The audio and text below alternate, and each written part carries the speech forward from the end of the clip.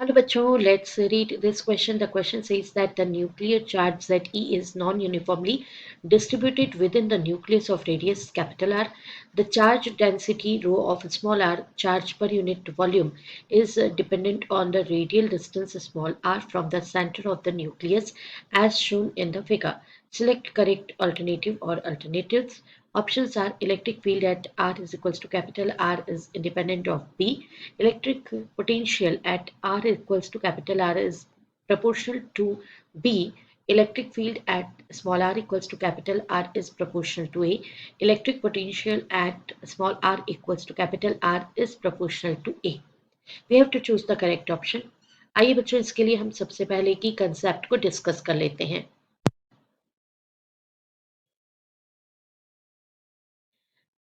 तो इस क्वेश्चन को हम सॉल्व करेंगे बाय यूजिंग गॉस थ्योरम. तो हम सबसे पहले तो आपसे यही डिस्कस कर लेते हैं जो हमारा की कंसेप्ट है गॉस थ्योरम, जिसके accordingly E dot ds, surface integration of E dot ds, that is equals to q enclosed by epsilon naught, that is 1 by epsilon naught times of q enclosed. And also हमको एक और concept यहाँ पर use करना पड़ेगा, that is अगर मुझे Q enclosed calculate करना है तो मैं कैसे कैलकुलेट करूँगी. ये स्फीयरिकल बॉडी होगी, न्यूक्लियर चार्ज स्फीयर होगा, तो इसको हम कैलकुलेट करेंगे डेंसिटी इनटू वॉल्यूम एलिमेंट. तो रो जो है यहाँ पर हियर रो जो है वो है चार्ज डेंसिटी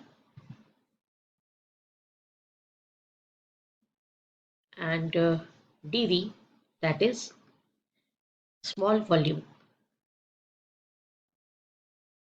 तो बच्चों ये तो हमने डिस्कस कर लिया. अब जो क्वेश्चंस है उसके अकॉर्डिंगली हम यहाँ पर डील करेंगे. तो चलिए सॉल्यूशन देखते हैं. देखो जो ग्राफ जो गिवन है उसी के अकॉर्डिंगली हमको सॉल्यूशन में कंडीशंस को डील करना है. तो it is clear from the graph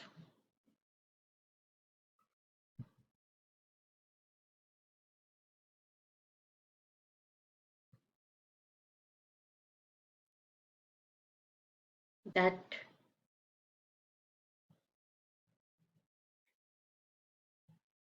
first condition हम लेंगे जब r का वैल्यू स्मॉल r का वैल्यू 0 और a के बीच में है. देन ये कंडीशन लगा दी हमने क्योंकि ग्राफिकल प्रेजेंटेशन हम देख रहे हैं. तो then row equals to d by a into r.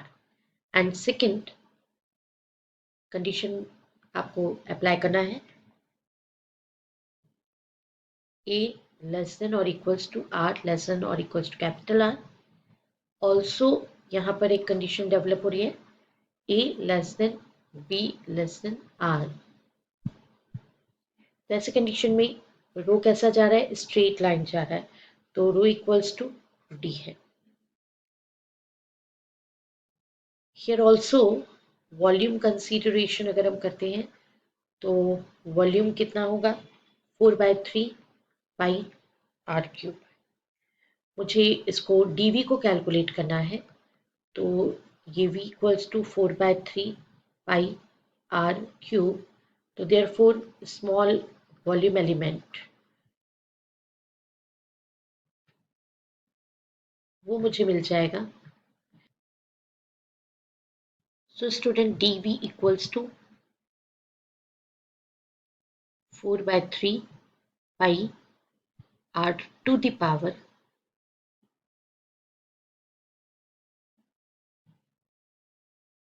r to the power 2 and into ये जो इंटीग्रल में लग जाएगा 3, और ये 3 से ये 3 क्या हो जाएगा, कैंसिल हो जाएगा. तो dv हमारे पास जो वॉल्यूम इंटीग्रल है वो आ जाएगा 4 पाई आर स्क्वायर. यहाँ पर डी आर भी आएगा small element 4 pi r square और इंटू डी आर. तो जहाँ पर भी dv का वॉल्यूम इंटीग्रल का यूज़ करना है हम ये करेंगे. ठीक है. तो बच्चों अब हमें क्यू इनक्लोज्ड कैलकुलेट करना है. तो क्यू इनक्लोज्ड हम कैसे कैलकुलेट करते हैं? तो since we know that q enclosed is integration rho dv, इसी से हम कैलकुलेट करते हैं। तो इंटीग्रेशन में हमने आपको कंडीशंस बता दी हैं, तो उसी कंडीशन के अकॉर्डिंगली इंटीग्रेशन होगा। इंटीग्रेशन जो है वो दो टर्म्स पे होगा, लिमिट चेंज हो जाएंगे। जैसे आप करेंगे 0 to a rho dv and plus integration a to r rho dv. अब रो का वैल्यू दोनों ही केसेस में डिफरेंट है, तो आपको दोनों केसेस में डिफरेंट वैल्यूज को सब्सटीट्यूट करना है। आइए देखते हैं किस तरह से इसको डील करना है। देखिए, जब आप 0 to a चल रहे हैं तो इसका जो वैल्यू है वो है d by a and into r into 4 pi r² dr, ये तो v का वैल्यू हो जाएगा। ठीक है, फिर प्लस अब आपको लेना है a to r, दो पार्ट है वहां पर। इसके लिए रो का वैल्यू आपने लिखा है d, और v का वैल्यू dv का वैल्यू हो जाएगा 4 pi r² एंड dr। तो यहाँ पर स्टूडेंट्स जो वैल्यू आपको दिखाई दे रही है उसमें से देखिए, ये 4 है, ये पाई है और ये डी है, ये तो कांस्टेंट है। यहाँ पर भी 4 है, पाई है और ये डी है, ये तो कांस्टेंट है। तो आप 4 पाई डी को कांस्टेंट को बाहर ले सकते हैं, 4 पाई डी कांस्टेंट। इंटीग्रेशन जो लेंगे आप लेंगे 0 to a आर क्यूब हो जाएगा। देखिए, ये आर यहाँ पर है और ये r² है, तो आर क्यूब हो जाएगा and upon a into d r, फिर प्लस इसका a to r² dr। देखिए, सॉल्व कर लीजिएगा इसको। जब आप सॉल्व करेंगे then you will get 4 pi d inside 1 upon a to the power 4/4 minus 0 plus इसका हो जाएगा r cube upon 3 upper limit minus lower limit a cube upon 3 finally. और सॉल्व करिए 4 pi d, ये ए टू ए कैंसल्ड हो जाएगा, तो ये बनेगा फिर a क्यूब अपॉन 4, फिर minus a cube upon 3 plus r cube upon 3। Finally we get 4 pi d and inside the bracket r cube by 3 minus a cube upon 12। इसको LCM लेके हमने, ये वाला जो फैक्टर है इसको एलसीएम लेके हमने सॉल्व कर दिया, राइट। हम relation E dot ds, integration E dot ds equals to q enclosed upon epsilon naught। अब ये वाला जो है इसको आप डील करेंगे तो ये हो जाएगा E into 4 pi r cube, 4/3 pi r cube, क्योंकि ये पूरा कंप्लीट स्फीयर है उसका वॉल्यूम लेंगे, and equals to q enclosed upon epsilon naught. Q enclosed का वैल्यू आप कैलकुलेट कर चुके हैं, तो सब्सटीट्यूट कर दीजिए। ये हो जाएगा 4/3 pi r cube and 1/epsilon naught, and आपने जो वैल्यू कैलकुलेट की है that is 4 pi d r³ upon 3 minus a cube upon 12। अब मैं यहाँ से बच्चों 1/epsilon naught तो यही है, लेकिन ये जो 4 pi d है उसके साथ में यहाँ पर मैंने r³ को कॉमन ले लिया है एंड अपॉन से जो है मैंने 3 को कॉमन ले लिया है। तो यहाँ inside the bracket 1 minus a³ upon 4r³ ये मेरे पास रह जाएगा।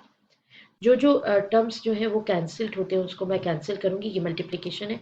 e into 4/3 pi r cube, 4/3 4/3 cancelled, pi 2 pi cancelled, r³ 2 r³ cancelled.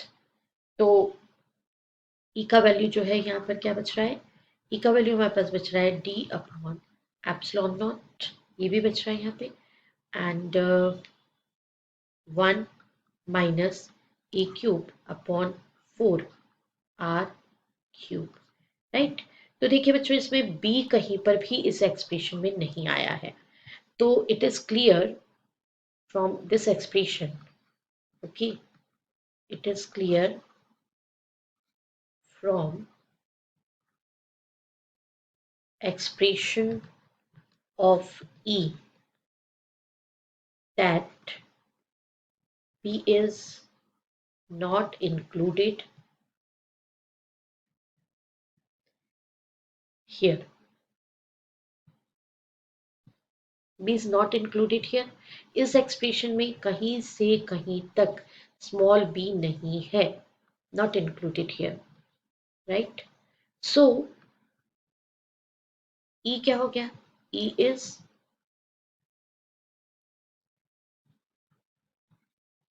independent of B. E independent है B से। तो ऑप्शंस को देख लेते हैं एक बार हम। ऑप्शंस में electric field at r equals to capital r, हमने तो पूरा ही कैलकुलेशन कर लिया है r equals to capital r तक। ये इंडिपेंडेंट है बी से। Option A is the right option. I hope you understood it well. Best of luck. Thank you.